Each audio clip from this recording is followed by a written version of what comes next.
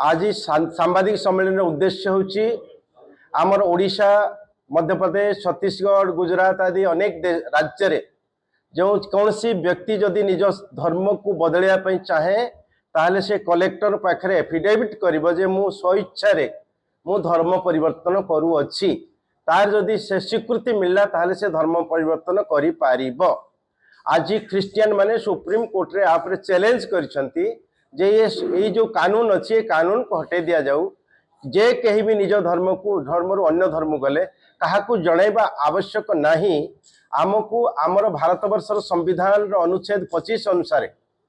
कह जाए धर्म स्वाधीनता समस्त अच्छी समस्ते निज धर्म को ठीक ढंग से पालन करें किंतु सेठी भी आउ प्रावधान अच्छी जे जदि पालन करेंगे किंतु तांकू कहीं छल बल अथवा कौशल द्वारा अन्य धर्म को परिवर्तन न करंतु तार भी नियम करा जाइछि सेठी हेले या उपरे गोटे कानून अच्छी ये कानून टा कौन सी प्रकार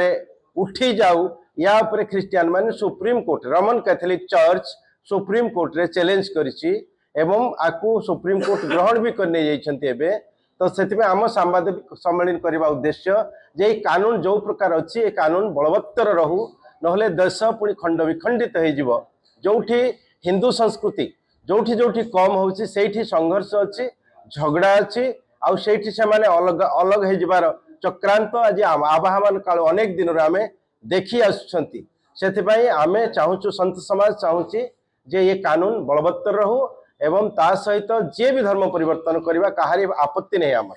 किंतु निज स्वेच्छा जीवा पई आकु सरकार को जणेबा उचित।